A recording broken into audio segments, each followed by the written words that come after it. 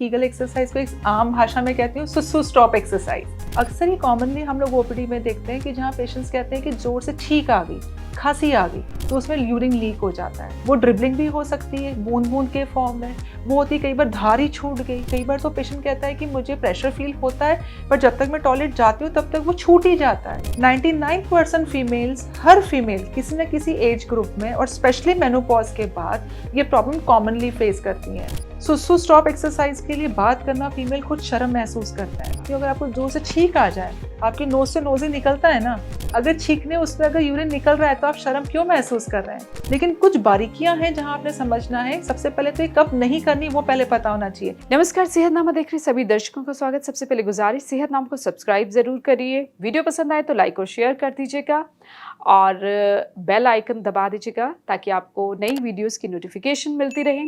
आज सेहतनामा में बात कीगल एक्सरसाइजेस के बारे में। मेनोपॉज के दौरान कहा जाता है कि करनी चाहिए, क्यों करनी चाहिए महिलाओं को ये एक्सरसाइजेस, हमें बताएंगी डॉक्टर हर्षनीत। बहुत बहुत स्वागत मैम। सो कीगल एक्सरसाइजेस सबसे पहले तो बताइए होती क्या हैं और मेनोपॉज के दौरान ये क्यों महिलाओं को करनी चाहिए। यस एग्जैक्टली राजेंद्र, बहुत अच्छा सवाल पूछा आपने। कीगल, सबसे पहले नाम कैसे पड़ा इस एक्सरसाइज का? एक साइंटिस्ट हुआ करते थे अर्नोल्ड कीगल। उन्होंने पेल्विक फ्लोर मतलब जहाँ पे हमारा बच्चेदानी की एंडिंग, पेशाब की जगह की एंडिंग, टॉयलेट जहाँ हम स्टूल पास करते हैं उसकी एंडिंग होती है, उस पूरे फ्लोर को हम पेल्विक फ्लोर कहते हैं। उसमें वो भी पूरी मसल से बना हुआ है। वो मसल सिकुड़ती है, खुलती है, तो ही तो हम प्रेशर फील कर पाते हैं कि हमें टॉयलेट जाना है या हमें यूरिन पास करना है या सेक्सुअल नीड है, व्हाटएवर। वो मसल की कॉन्ट्रैक्शन रिलैक्सेशन की वजह से हमें महसूस होता है। तो वो एक तरीके की मसल है, तो उसे भी तो एक्सरसाइज करानी पड़ेगी। क्योंकि उन्होंने इस चीज़ का इन्वेंशन किया तो उस एक्सरसाइज का नाम कीगल एक्सरसाइज पड़ गया। लेकिन कीगल एक्सरसाइज का सबसे बड़ा इंपॉर्टेंट रोल है उस फ्लोर को ट्रेन करना। जैसे हम हमेशा कहते हैं मांसपेशियों के लिए एक्सरसाइज करनी चाहिए, मांसपेशियों के लिए एक्सरसाइज डायरेक्ट फूड है, इनडायरेक्ट फूड नहीं है, तो वहाँ की मांसपेशियों की ट्रेनिंग कौन करेगा? उस एक्सरसाइजेस को हम लोग कीगल एक्सरसाइज कहते हैं। अब मेनोपॉज के दौरान क्यों रिकमेंड की जाती है? अब जैसे हम कहते हैं हर फीमेल की लाइफ में डिफरेंट माइलस्टोन्स होते हैं। एक आता है पीरियड स्टार्ट हुआ, फिर एक होता है जहाँ पे वो रिप्रोडक्शन का स्टेज, जहाँ बच्चे हुए, उसके बाद फिर जब हमने कहा मेनोपॉज आया। अब बीच में ज़रूरी नहीं है हर फीमेल इस साइकिल को क्रॉस करे। कुछ फीमेल्स बिना रिप्रोडक्शन के they reach to the menopause stage. अब लेकिन हर वक्त, हर महीने हमारा एक मेंस्ट्रुअल साइकिल चल रहा है, मेंसेस चल रहे हैं। उसमें हर वक्त हम हर महीने पीरियड का फ्लो जा रहा है, वजाइना के थ्रू जा रहा है। Vagina is the end part जहाँ से हमारा वो फ्लो बाहर निकल रहा है।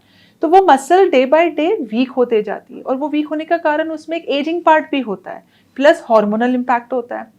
हॉर्मोन्स का इंपॉर्टेंस हमारी फीमेल बॉडी में बहुत ज़्यादा है। वो हॉर्मोन्स ऊपर नीचे फ्लक्चुएट होते हैं और मसल उस तरीके से बिहेव करती है।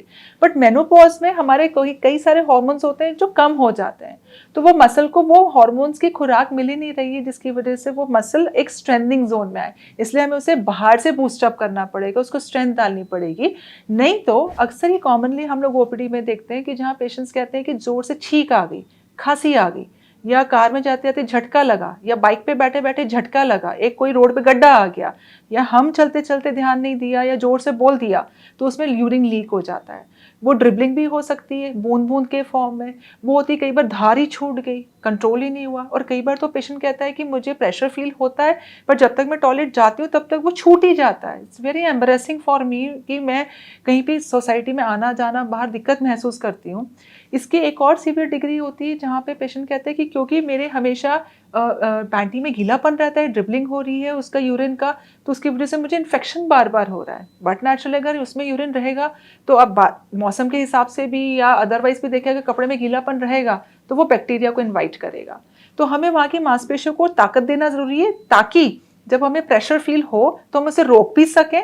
जब हमें प्रेशर नहीं फील हो रहा है तो जितना भी ब्लैडर में यूरिन बन रहा है वो बिना हमारे कंट्रोल के लीक ना होता रहे। तो यूरिनरी इनकॉन्टिनेंस इसे ही कहते हैं। एग्जैक्टली, यूरिनरी इनकॉन्टिनेंस इसी को कहते हैं। यूरिनरी इनकॉन्टिनेंस की भी बहुत सारी वैरायटीज होती हैं, लेकिन हमने यहाँ पे अभी आज जैसे आपका एक सवाल था कीगल, तो कीगल में ये समझना जरूरी हो जाता है कि सबसे पहले तो मुझे कीगल की जरूरत क्यों है। तो अगर हमें इस प्रॉब्लम से बचना है कि मुझे यूरिन लीक का इशू ना हो, 99% फीमेल्स, हर फीमेल किसी न किसी एज ग्रुप में और स्पेशली मेनोपॉज के बाद ये प्रॉब्लम कॉमनली फेस करती हैं। और अगर हम इस कीगल को राइट टाइम पे करना शुरू कर दें, सही तरीके से करना शुरू कर दें, तो इनकंटिनेंस की प्रॉब्लम से बचा जा सकता है। तो अब अगला सवाल ये आ रहा है कि किस उम्र से कीगल एक्सरसाइजेस महिलाओं को शुरू कर देना चाहिए, ताकि ये जो सुसु निकल जाता है 50-60 साल की उम्र में, 70 साल की उम्र में, मीनोपॉज के बाद यूरिनरी इनकॉन्टिनेंस और इन्फेक्शंस की प्रॉब्लम्स हो जाती हैं, वो ना हो। हाँ, अब जैसे अभी आपने कहा कि सुसु लीक हो जाता है, तो मैं इसको अपने पेशेंट्स को समझाने के लिए भी कीगल एक्सरसाइज को एक आम भाषा में कहती हूँ सुसु स्टॉप एक्सरसाइज। आप कीगल का इतना भार सर में मत लें, सिंपल सोचें सुसु स्टॉप एक्सरसाइज इसका नाम रख दें, वो सबसे रोकना ईजी है है। कि हमने यूरिन को रोकने के लिए एक अपने वजाना को ट्रेनिंग देनी है, क्योंकि वो थोड़ा सा भूल गया है अपना काम, तो हमें उसको फिर रीट्रेन करना है, बस इतना सा है ना। अब जैसे हमने कहा कि ये कब से करना चाहिए, तो एक्सरसाइज तो हमेशा ही करनी है। एक्सरसाइज की कोई एज नहीं होती है कि हमने मेनोपॉज पे आके ही करना है। अगर आप शुरू से करते रहेंगे तो उस मांसपेशी में ताकत रहेगी। पर अगेन आई विल से, अगर आज आपको इस वीडियो के माध्यम पता पड़ रहा है कि करना है, तो आज से ही शुरू हो जाए। लेकिन कुछ बारीकियां हैं जहां आपने समझना है। सबसे पहले तो ये कब नहीं करनी वो पहले पता होना चाहिए। जो उस कैटेगरी में नहीं आते उन सबको तो एक्सरसाइज करनी ही करनी है। अब कहाँ नहीं करनी, अगर आपको पेट के निचले हिस्से में पेल्विक एरिया में पेन रहता है, या फिर आपको इन्फेक्शन हुआ हुआ है, आज की तारीख में इन्फेक्शन हुआ हुआ है, इन्फेक्शन से आप उभर गए तो आप कीगल्स कर सकते हैं, पर अगर इन्फेक्शन है तो कीगल्स नहीं करना है आपने। तीसरी चीज, अगर आप ब्लीड कर रहे हैं, मेंसेस आपके चल रहे हैं, आपके फर्स्ट 2 हैवी डेज या 3 हैवी डेज हैं, जब हैवी फ्लो चल रहा है तब कीगल्स नहीं करना है, क्योंकि वो आपको पेन बढ़ा सकता है, क्योंकि वहाँ पे मांसपेशियां जो वजाइना की वो हार्मोन के इम्पैक्ट में है। अगर हम उनसे कुछ और फोर्स करेंगे तो वो उसे दिक्कत कर सकता है। तीसरी इंपॉर्टेंट थिंग, जब आपको अगर कॉन्स्टिपेशन बहुत ज़्यादा हो रहा है, तभी भी आप अपने पहले कॉन्स्टिपेशन पे फोकस करिए, या किसी दिन आप किसी वजह से आप नहीं मोशन पास कर पाते तो उस दिन कीगल अवॉइड करिए, उस दिन हमने नहीं करना है। तो ये इवन अगर आप फीवर में हैं, अगर आपकी अभी कोई सर्जरी हुई है लेटेस्ट, तो सर्जरी के बाद भी आपने अपने डॉक्टर से डिस्कशन करके, एक्सपर्ट से ओपिनियन लेके फिर करना है। अक्सर गायनिक सर्जरीज और ऑप सर्जरीज के बाद कीगल एक्सरसाइज करना फायदेमंद होता है। लेकिन किस दिन से आपने शुरू करनी है, आपके सूचर्स हील हुए हैं नहीं हुए, वो आप अपने पहले गायनिक से एडवाइस लेके, उनसे ग्रीन सिग्नल परमिशन लेके फिर स्टार्ट करें। सो ये आपको सबसे पहले समझना जरूरी कि कब कब नहीं करना है। इसमें सबसे इंपॉर्टेंट बात एक और, कब नहीं करना है, अगर कीगल करने से आपका पेन बढ़ता है, या कीगल करने से, ये सुसु स्टॉप एक्सरसाइज करने से आपको नीचे वाले हिस्से में भारीपन महसूस होता है, आपके स्टूल पास करने की जगह पे आपको खिंचाव महसूस होता है, या वहां पे आपको कोई पोकी सेंसेशन, चुभन वाली फीलिंग आ रही है, तभी भी आपने वो एक्सरसाइज नहीं करनी है। मैं हमेशा हर वीडियो में एक चीज पर स्ट्रेस डालती हूँ, जिस भी एक्सरसाइज करने से आपको पेन बढ़ता है तो उस एक्सरसाइज को रोक दें, उसको करते रहना समझदारी नहीं है। राइट। आप बताइए, ये जो सुसु स्टॉप एक्सरसाइज, मतलब सुसु को रोकने की कोशिश करना, हाँ जी, ये प्रैक्टिस करनी है, और यही Exactly. कीगल एक्सरसाइज है। एग्जैक्टली। कैसे करना है? सो अब कीगल्स की भी स्टेजेस होती है रजिंदर। इस जैसे हम हर बार नॉर्मल एक्सरसाइज की बात करें, जैसे हम गोडे को टाइट स्ट्रेंथन करने की बात करते हैं, तो हम कहते हैं पहले सिर्फ सिंगल टांग ऊपर उठाओ, फिर धीरे धीरे हम उसमें वजन डालते हैं, फिर धीरे धीरे उसमें थेरा बैंड की ट्रेनिंग करते हैं, तो उसमें भी रेजिस्टेंस की स्टेजेस होती हैं। वैसे ही वजाइना में जब हम सुसु स्टॉप एक्सरसाइज या कीगल एक्सरसाइज की बात कहते हैं, तो उसमें भी स्टेजेस होती है। स्टेप बाय स्टेप हमने जाना है, ये नहीं हमने रैंडमली किसी से सुना कि किसी ने कहा कि लेट के एक्सरसाइज करनी है, किसी ने कुछ कहा, नहीं, आप स्टेप बाय स्टेप चलेंगे। चाहे आप कितने ही एक्सपर्ट हो, लेकिन आप हमेशा से कीगल्स करते आए हो, लेकिन आपने डेली, जब आप रोज में वो एक्सरसाइज करेंगे तो स्टेप बाय स्टेप चलेंगे। ये नहीं करेंगे कि मैं फर्स्ट 2 स्टेप्स मिस कर दूं और उसके बाद मैं लास्ट 2 स्टेप्स कर लूं क्योंकि मैं एक्सपर्ट हूं, नहीं। अच्छा, जहां हम कह रहे हैं कि इसकी स्टेज 1 है, स्टेज 1 में सिंपल एक्सरसाइज है। जैसे जब हमें बहुत जोर से प्रेशर, यूरिन का प्रेशर लगा हुआ है कि हाँ मुझे यूरिन पास करना है, सुसु पास करना है, लेकिन मुझे कोई टॉयलेट नहीं मिलता मेरे आसपास, तो हम उसे रोकने की कोशिश करते हैं, हम उसे छोड़ तो नहीं देते। एग्जैक्टली आपने वही फील अंदर करना है, अपने वजाइना को कॉन्ट्रैक्ट करते हुए, उसको सिकुड़ते हुए ये फील करना है कि जैसे मुझे बहुत जोर से सुसु आ रही है और मैं रोकने की कोशिश कर रही हूँ। बस ये ध्यान रखें कि जब आप ये फर्स्ट स्टेज करेंगे तो ये एम्प्टी ब्लैडर होगी, आपके ब्लैडर में यूरिन आप पास करके आएंगे, ब्लैडर में यूरिन नहीं होना चाहिए, उसके बाद आप एक्सरसाइज करेंगे, that is stage 1। Full bladder के साथ ना करें अगर आप बिल्कुल शुरुआती तौर पे कर रहे हैं, या पहली बार कर रहे हैं, या अभी समझ ही रहे हैं कि क्या करना है, या इवन आप कोई सर्जरी से उठे और आपको कीगल रेकमेंड की गई है, या आपकी डिलीवरी होने के बाद आपको रेकमेंड की गई है, मेनोपॉज के बाद आप ये प्रॉब्लम नया नया फेस कर रहे हैं कि मुझे यूरिन ड्रिपलिंग की प्रॉब्लम होती है, तो हमेशा ध्यान रखें एम्प्टी ब्लैडर करना है। जब भी आपने एक्सरसाइज करना है, पहले यूरिन पास करके आए, जब आपने यूरिन पास कर लिया उसके बाद आके आप उसे सिर्फ ये फील करें, आराम से लेट लेट कर आपने फील करना है मैंने अपने जैसे मैं अपने सुसु को रोकने की कोशिश कर रही हूँ, तो ध्यान रखें सुसु स्टॉप एक्सरसाइज, सुसु स्टॉप एक्सरसाइज, मुझे सुसु रोकनी है, मुझे सुसु रोकनी है। जब जब आप रिपीटेशन करेंगे ये चीज बार बार दोहराएंगे ताकि आप वो फीलिंग ले सकें। अब सवाल ये है कि ये कितने मिनट तक करनी है, हाँ। दिन में कितनी बार करनी हाँ। है?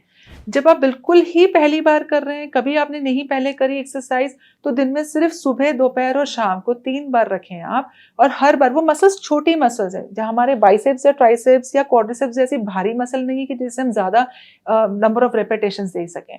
तो कीगल में ये बहुत इंपॉर्टेंट बात है कि आप कम रेपिटेशंस रखें, 4 से 10 रेपिटेशंस की आपने 10 टाइम सुसु को रोका, छोड़ा, रोका, उस फीलिंग को आपने महसूस किया, रोका, छोड़ा, ऐसे 10 टाइम्स किया आपने। सुबह एक बार, दिन में एक बार, रात को एक बार, बस। जब आपको लगे कि ये करने, जैसे मान लीजिए आपने 2 या 3 हफ्ते किया और आपको कोई दर्द नहीं आ रहा या आपको कोई और परेशानी एक्चुअली सुसु पास करने में नहीं हो रही, क्योंकि कई बार ये होता है कि पेशेंट जब फर्स्ट स्टेज पे एक्सरसाइज करना शुरू करता है वो कहता है कि पहले तो मेरा सुसु फिर पूरे फ्लो में आता था, पर जब से मैंने एक्सरसाइज करना शुरू करी तो मेरा यूरिन रुक रुक के भी आता है। तो ये परेशानी भी हो सकती है। अगर इस तरह से कोई महसूस कर रहे हैं कि पेन आ रहा है या नीचे आपके वजाइना पे कोई प्रेशर पड़ रहा है या खड़े होने में आपको लग रहा है कि पहले मैं बिल्कुल ठीक ठाक थी लेकिन अब जब मैं खड़ी होती हूँ तो मुझे नीचे बिल्कुल खिंचावट महसूस होती है, भारीपन महसूस होता है, तो आप बिल्कुल उसको कम डिग्री पे ले आए, 5 बार ले आए, सिर्फ 2 बार करें, सुबह शाम करें, या सिर्फ 1 बार से भी शुरू करें, कोई दिक्कत नहीं। धीरे धीरे उसको 3 बार दिन में लेके आए। जब आप ये कॉन्फिडेंट फील करें, देन इसकी सेकेंड स्टेज होती है, जैसे मैंने भी कहा, ये एक्सरसाइज पहले आप लेट के करेंगे, फिर यही चीज आपने एम्प्टी ब्लैडर आपने बैठ के और खड़े होके भी प्रैक्टिस करनी है। मैं अक्सर अपने पेशेंट्स को कहती हूँ, जैसे आप मान लीजिए हाउसवाइफ है तो आप किचन में खड़े हैं, कुछ बना रहे हैं, तभी इसको प्रैक्टिस कर लीजिए। आप यूरिन पास करके आपको अलग से नहीं लेटना पड़ेगा। जब आप एक्सपर्ट हो गए, बच्चों को पढ़ा रहे हैं, आप अपने ग्रैंड किड्स के साथ खेल रहे हैं, whatever you are doing, आप बैठे बैठे भी इसको प्रैक्टिस कर सकते हैं। But this is second stage. जब तक आप फर्स्ट स्टेज में कॉन्फिडेंट ना हो जाए तब तक सेकेंड स्टेज में ना जाए। अब फर्स्ट स्टेज से सेकंड स्टेज पे जाने का ड्यूरेशन कितना होना चाहिए, ये बहुत इंडिविजुअल है। किसी को फर्स्ट स्टेज से सेकंड स्टेज में जाने के लिए 2-2, 3-3 महीने, मे बी 6 महीने भी लग सकते हैं। किसी को सेकंड स्टेज में जाने के लिए 2 हफ्ते ही काफी है। इट ऑल डिपेंड्स कि आपकी मेनोपॉज से पहले आपने जो पूरे होल लाइफ अपनी एक्सरसाइज, उस फ्लोर को कितना ट्रेन किया, आपकी जानकारी में था, या आपने दूसरी फॉर्म की एक्सरसाइज, जनरल फिटनेस पे कितना ध्यान दिया, उस पर डिपेंड करेगा। तो इसमें बिल्कुल हमने डिप्रेस नहीं होना है कि मेरे से ये भी नहीं हो रहा है। ये भी दिक्कतें आती है कि नहीं हो रहा है, मेरे से होल्ड ही नहीं होता, मुझे फीलिंग ही नहीं आती उस मसल में। क्योंकि जब हम जहाँ कह रहे हैं, कुछ पेशेंट्स हैं जिनका पूरा लीक हो जाता है, उन्हें ये हो सकती है मुश्किल कि मुझे महसूस ही नहीं होता। आप महसूस नहीं कर रहे, कोई बात नहीं, आप इमेजिन करें। हम जैसे कोई छोटे बच्चे को देखते हैं, वो कैसे करता है, जब वो उसे यूरिन जोर से आता होता है तो वो दबा के बैठ जाता है, वो इस तरह से रोकने की कोशिश करता है। अगर आपको अंदर से फील नहीं हो रहा तो आप अपने आप को उसमें, उस जोन में महसूस करें कि हाँ मैं रोकने की कोशिश कर रही हूँ। जस्ट इमेजिन दैट पिक्चर, तो वो मसल कॉन्ट्रैक्शन होना शुरू हो जाएगा, मसल्स जो है वो सिकुड़ना शुरू हो जाएगी। अगर बिल्कुल नहीं आपको फील हो रहा, कोई घबराने वाली बात नहीं है, हो जाएगा, धीरे धीरे बिल्कुल आपको पता पड़ेगा। और आप जब इमेजिन भी करके उसको करेंगे तो आप देखेंगे आफ्टर 2 हफ्ते 3 हफ्ते बाद आपको कॉन्ट्रैक्शंस भी फील होना शुरू हो जाएंगे। और कई बार पेशेंट कहते हैं कि मुझे कॉन्ट्रैक्शन फील नहीं हो रहे, लेकिन मेरे को यूरिन रोकने में आसानी हो रही है। बस फिर ठीक है, हम तो यही चाहते थे कि यूरिन रोकना आसान होते जा रहा है, लीक नहीं होता। अब ये हुआ सेकेंड स्टेज, जहां हमने कहा कि ये खड़े होके आप चलते हुए, बैठ के चलते हुए भी कर सकते हैं, या आप ड्राइव कर रहे हैं कार या 2 व्हीलर्स चला रहे हैं, वो सेकेंड स्टेज हो गया।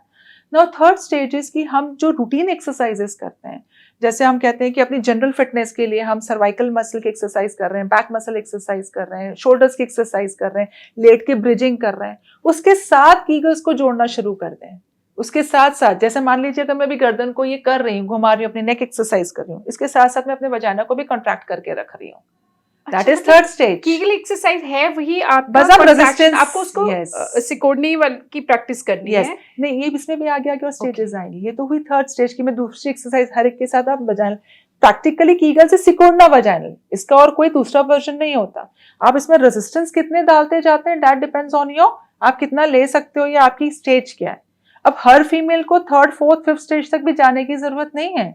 अगर मैं इस वीडियो के माध्यम ये बता रही हूँ कि जी आपने हर स्टेज, इसमें स्टेजेस होती हैं, तो इसमें हमारा कोई कंपटीशन नहीं लगा कि हमने 4th पे भी जाना है तो हमारी मसल स्ट्रांग होगी। मान लीजिए अब सेकंड स्टेज पे जाकर ही आप बेहतर महसूस कर रहे हैं अपने यूरिन रोकने में, आपकी वो ड्रिबलिंग वाली प्रॉब्लम समस्या रुक गई, आप कहीं पे भी अपनी यूरिन को रोक पा रहे हैं, दैट्स इनफ। आपको 3rd, 4th स्टेज पे जाने की जरूरत नहीं है। आप वही कंटिन्यू करिए, एग्जैक्टली उसी को सस्टेन रखिए आप, है ना। यहाँ पे जैसे हम कहते हैं कि दूसरी एक्सरसाइज जब करते हैं तो उसमें हम कहते हैं और एक्सरसाइज करेंगे तो हमारी मसल बेहतर हो जाएगी।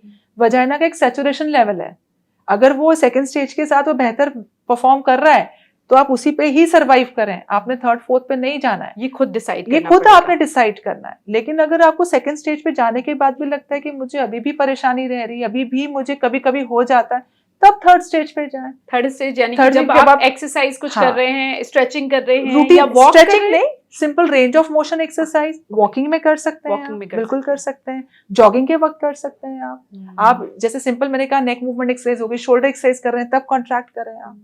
बहुत आसान है। एग्जैक्टली, इट्स सो सिंपल, आपको अलग से बैठना ही नहीं है। बहुत लोगों को पता नहीं है क्योंकि उन्हें अवेयरनेस नहीं है, तो वो जानते ही नहीं है कि ये करना कितना जरूरी है।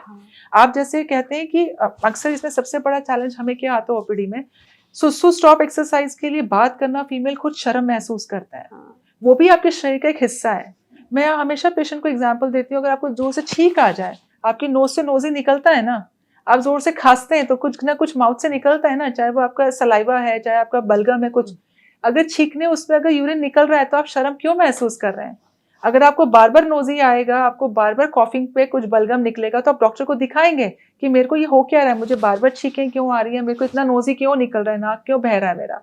अगर मेरा यूरिन निकल रहा है तो मुझे भी उसके लिए भी तो डॉक्टर से पूछना पड़ेगा। उसमें हम शर्म क्यों महसूस कर रहे हैं? बिल्कुल नहीं महसूस करना है, वो भी हमारे शरीर का हिस्सा है, कमजोर हो गया है, उसको फिर से जान डालनी है, उसमें ताकत डालनी है। और एक्सरसाइज, वजाइना फ्लोर को स्ट्रेंथन करने के लिए एक्सरसाइज से अच्छा कोई टूल है ही नहीं। आप सोचें कि मेरे से पेशेंट पूछते हैं कोई दवाई ले ले जी हम, उससे उसमें स्ट्रेंथनिंग आ जाएगी, या वहाँ पे कोई इंजेक्शन लगवा लें, या वहाँ पे कोई लोकल ट्रीटमेंट हो जिससे आ जाए, स्ट्रेंथनिंग आ जाए, तो उसमें ऑप्शंस हैं डेफिनेटली। मैं I am not the right person to talk on that, but definitely exercises is the best tool, easiest tool, और आप कहीं पे भी कर सकते हैं। अब इसकी कितनी स्टेजेस? इसमें तो स्टेजेस और भी हैं आगे आगे। आप जैसे अब एक इसमें जो सबसे एडवांस स्टेज होती है, जहाँ पे अभी तक मैं आपको फोकस करती रही कि कीगल हमेशा एम्प्टी ब्लैडर करना है, पर लेकिन इसको फुल ब्लैडर की स्टेज पे भी आ सकते हैं। इसको मिड स्ट्रीम फ्लो रोकना कहते हैं। जैसे मान लीजिए जब आप कॉन्फिडेंट हो गए ये स्टेजेस, रूटीन एक्सरसाइजेस के साथ भी आप अच्छा रिटेन कर पाते हैं अपना, हर एक्सरसाइज के साथ आपने 2-2, 3-3 कॉन्ट्रैक्शन वजाइनल फ्लोर का कर लिया। इसका नेक्स्ट स्टेज होता है फिर आप पार्शियली फुल ब्लैडर हो, या कह लीजिए इवन फुल ब्लैडर, जब आप सुसु पास करने जा रहे हैं तो उसमें बीच में सुसु को रोकना, which is very hard and very last stage. वो प्रैक्टिस करना जहाँ पे आपका ब्लैडर पूरा ट्रेन हो जाएगा, आपका वजाइना पूरा ट्रेन हो जाएगा, वजाइना और ब्लैडर की रिदम आ जाएगी। एक तो हमने वजाइनल फ्लोर को हमने ट्रेन किया, पर अब वजाइना के साथ साथ ब्लैडर को भी ट्रेन करना है, ताकि वहां से जब वो बाहर आउटपुट कर रहा है तो वजाइना उसको रोक सके। तो हमने ये फुल ब्लैडर के साथ जब पेशेंट यूरिन पास कर रहा है तो हम उसे कहते हैं कि जब आपको शुरू हुआ तो उसको रोकने की कोशिश करो बीच में यूरिन को। बहुत मुश्किल है, क्योंकि अगर वो फुल ब्लैडर होगा तो पूरे प्रेशर में होगा, वो निकल जाएगा फ्लो। पर उसमें ये अब जब आप रोकने की कोशिश कर रहे हैं तो स्ट्रीम यूरिन की कम हो जाएगी, मद्दी हो जाएगी अगर आप एक्सपर्ट हो गए तो, लेकिन पूरी नहीं रुकेगी। पर ये मैं आपको तभी सलाह दूंगी जब आप इन सब चीजों को, स्टेजेस को क्रॉस कर लेते हैं, तो अपने फिजियो को एक बार मिलके फिर ये लास्ट स्टेज को करें। कभी भी ये लास्ट स्टेज जहाँ हम लोग कहते हैं मिड स्ट्रीम रोकना, अपने आप शुरू ना करें, क्योंकि फिजियो आपका जज कर पाएगा कि आप क्या तैयार हैं ये लास्ट स्टेज की एक्सरसाइज करने के लिए भी। बट इससे पहले कि आप मतलब इसके आप पहले तो 50 साल की उम्र की कोई महिला अगर ये वीडियो देख रही है, 60 साल की उम्र की, 70 साल की उम्र की है जिन्हें ये प्रॉब्लम है, वो धीरे धीरे इसको शुरू कर सकती है। बिल्कुल कर सकते हो, करना है, शुरू जरूर करना है, इसको रोकना, इसको तो अवॉइड करना ही नहीं, बिल्कुल करना। अब इसके फायदे, सबसे बड़ा फायदा तो सबसे पहले आपके यूरिन इश्यूज नहीं आएंगे। जिनको नहीं दिक्कत आ रही है वो करेंगे तो वो कभी भी सुसु लीक वाले उसमें उलझेंगे नहीं। जिनको प्रॉब्लम आ रही है तो उनकी वो ट्रेनिंग हो जाएगी वजाइनल फ्लोर की, तो मतलब कहीं पे भी सुसु निकल जाना वो रुक जाएगा, वो प्रॉब्लम नहीं आएगा, डाइपर्स की जरूरत नहीं पड़ेगी। इवन अगर मैं बोलूँ कुछ पेशेंट्स हैं जो बिल्कुल डाइपर्स में आ गए हैं, जिनको डाइपर्स रेगुलर यूज करना पड़ रहा है, जो हमारी ओल्ड फीमेल्स है, बुजुर्ग हैं, तो वो भी ये करें तो उनकी डाइपर की डिपेंडेंसी कम हो जाएगी।